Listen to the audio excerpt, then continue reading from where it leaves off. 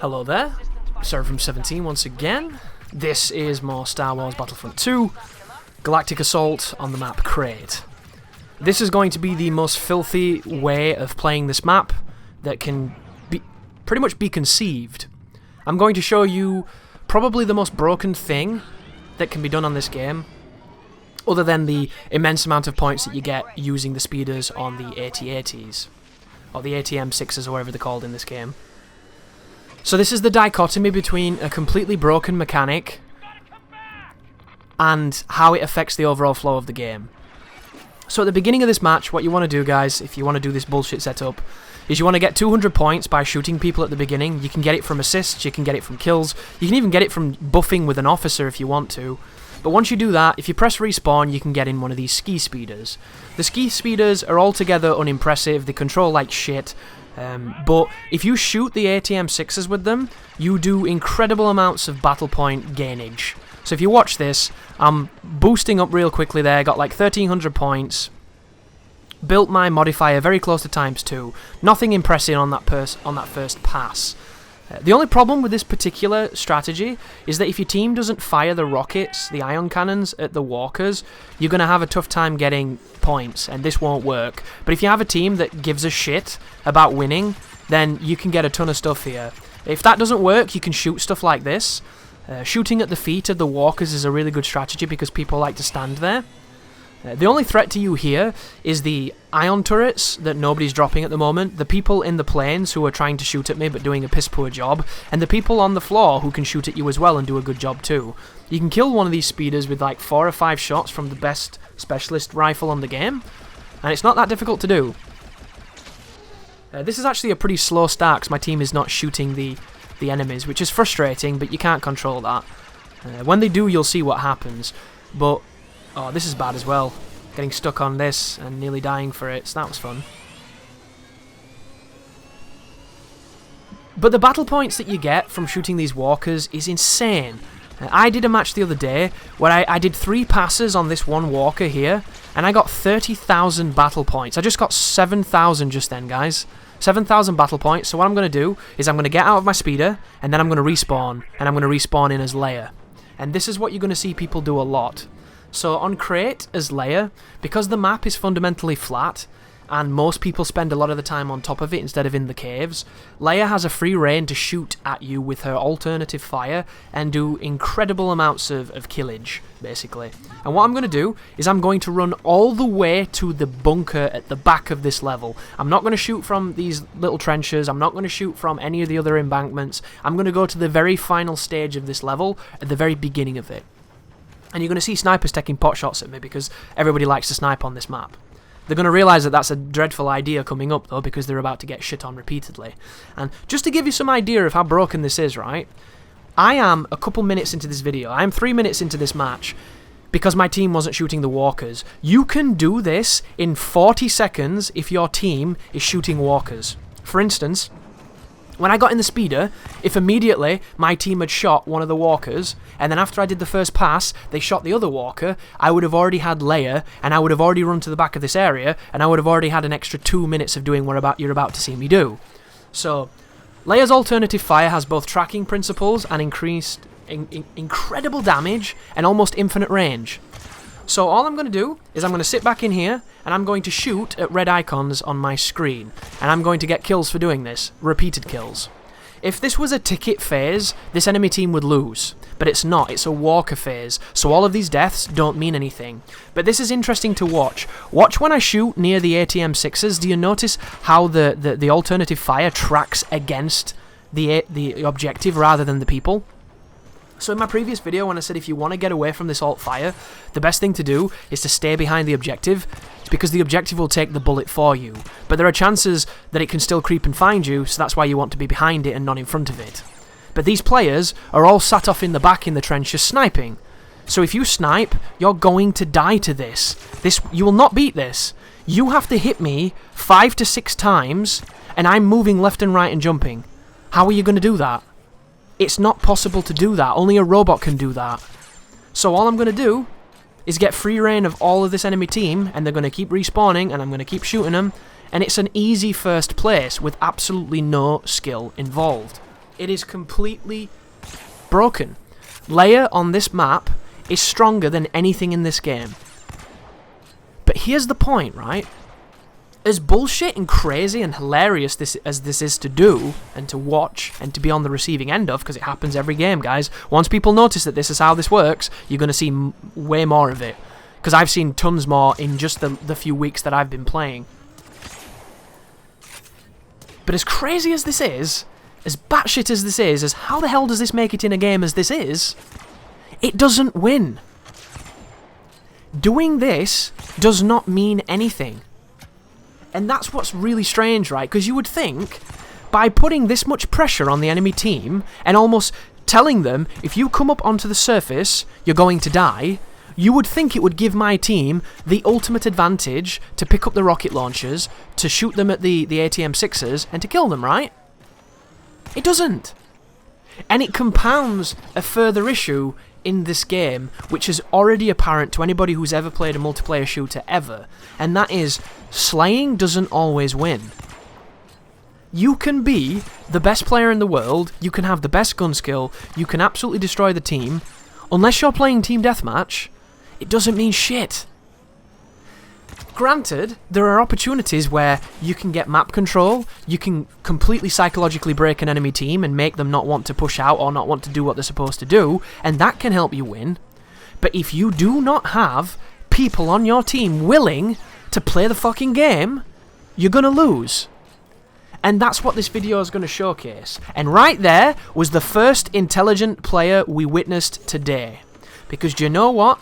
There's only one counter to this. And the counter is, get a starfighter and kill Leia before she gets in here. And if she gets in here, it gets harder to do. But right then, you saw somebody who knows what I'm doing, and he knows how to counter it. And that's exactly what you do, guys. You take the most broken thing in the game, and you kill the most broken thing in the game. That's what you do. Starfighters are bullshit. Leia's alt-fire is bullshit. The bullshit comes together in a wonderful relationship. So right now, I have to engage my brain. I can't simply just keep shooting at the red dots. I have to acknowledge that the next time I see a starfighter, he's looking for me. And I love the fact that that player's doing that, and whoever you are, God bless you, but not enough people know. And you can do this on every map, guys. You know those videos where I'm Leia and I'm stood on Hoth and I'm stood on the outside shooting people from a mile away? If you die to that, and you get 600 points, spawn as a TIE fighter, fly directly up into the sky until it tells you to come back, turn around, look, find where she is, and shoot her repeatedly. You will kill her instantly. You will stop this from happening. You do not have to be on the receiving end of this. Unless it's me, and then thank you kindly. Like, you don't have to do this. These players aren't learning. You're seeing the same names repeatedly. For some reason, they think they can beat me in a sniper fight, and you can't. I'm not using my aim, I'm using the game. They are. You can't beat that. It's unbeatable. Instead of doing this and just giving me free points and feeding me, they should be going underground and doing what you're supposed to do on this part of the game. But nobody does that, you see. It's such a strange level. So now that the walkers have made it this way, every kill I get is going to ruin their tickets. So now is when this matters. This is where we need to do as many kills as we can. But there is an increased problem coming here. On this phase of the game, there's an even more broken thing than Leia, and an even more broken thing than the starfighters, and that is the AT-STs. So for some preposterous reason, DICE, you can get 2 AT-STs inside this area. With 2 AT-STs, you could literally be a mongoloid who has no brain, who has literally no cognitive function, no ability to do any kind of motor function, and you could still cap this objective with an AT-ST. Because the AT-STs are so incredibly strong on this part of the game that it's almost not even a game.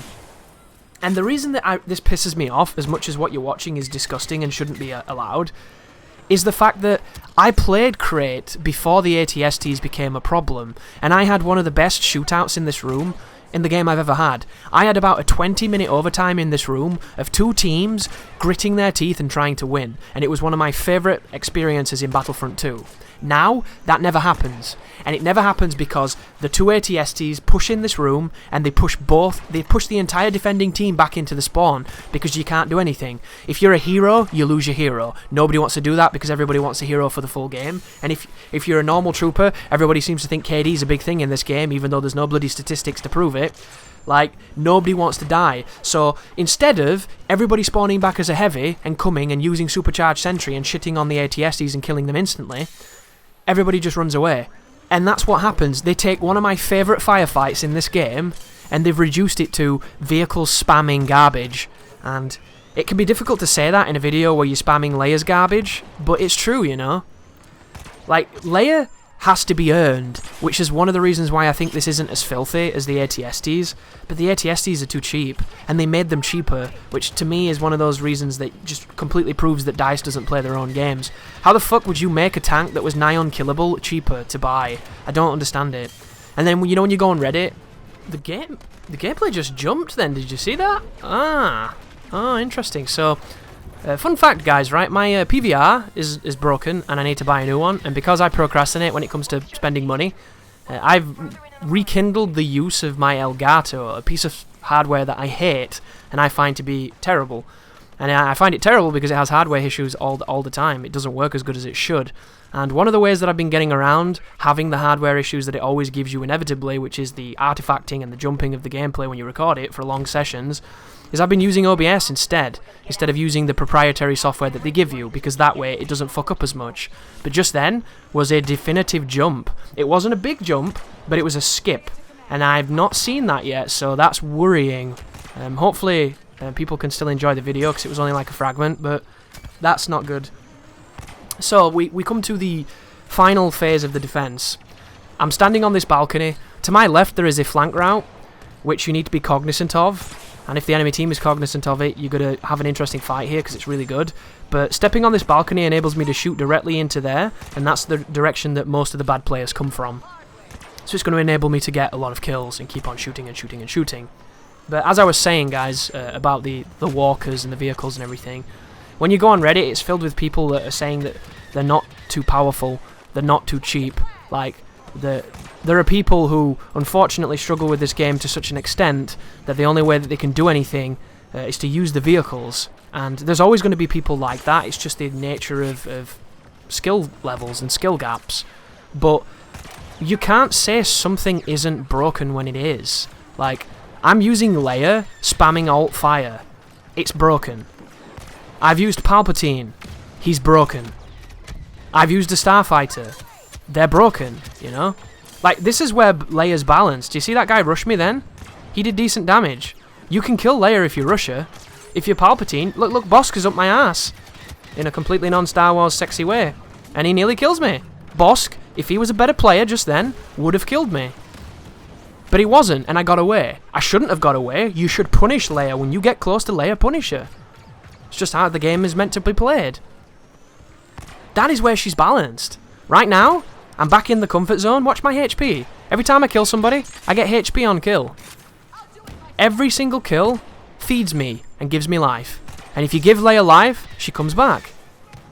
Like, that is why the heal on kill cards are so strong in this game. And the people who have them are the heroes you will see picked most often. The only people who don't pick those heroes are people who are good enough at the game to experiment, or people who do not know better. There is your distinction, right? Oh, by the way, guys, a little strategy here to try and help them from shooting the generators is to drop your bubble in front of the one on the right, because you can shield most of it so they can only shoot a certain part of it, which can really, really help. But I was going for a stupid gameplay so I could make a video like this to show you how dumb this is, and that's why I wasn't doing it, because I'm not playing to try and win, guys. I'm playing to try and get 200 kills, because I know it can be done. But people don't do what you need to do, you know. And that's why you see, like, Darth Vader you'll see quite a lot, because Vader's amazing, right? Everybody loves Darth Vader, but in the game he's not that good. He's okay, he's got a lot of life, so he lets you be a little bit, you know, take a few more mistakes than somebody like Kylo, but fundamentally, outside of his saber throw, outside of his HP, and outside of his choke, Vader's not that great. Vader can be good, but he's not that great. But he has a heal card. That makes him way better. He also has a move that helps his defense. So between the defense and the heal card, Vader can, in the right hands, be a big force. A great force. Then you look at Luke. Luke is probably one of the worst heroes in the game. But he has a heal card. So if you use him correctly, you can get a lot of value out of him. Even though he's bad. Objectively not very good. You can still use him. Rey, the strongest lightsaber user in the game, has a heal card.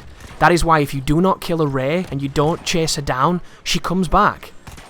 That's why you see so many Reys. Leia's the same. Bosk is the same. Palpatine is the same. These characters that have the heal card are the ones you're going to see the most of because they give you the most viability. And DICE need to do something about it, but I don't know what you do. Like, I think all heroes should heal, just by a trait of the game. I think every single hero should get heal on kill. I just think that they should moderate it to what that hero does well. Like, you wouldn't want Darth Maul healing 30 every time he kills a trooper, because Darth Maul runs into choke points and kills 10 troopers and then fucks off. Like, that would make Maul too strong. You need to moderate it against what they don't do well, and then make that their reward. Like, can you imagine if Chewbacca healed a ton for killing heroes?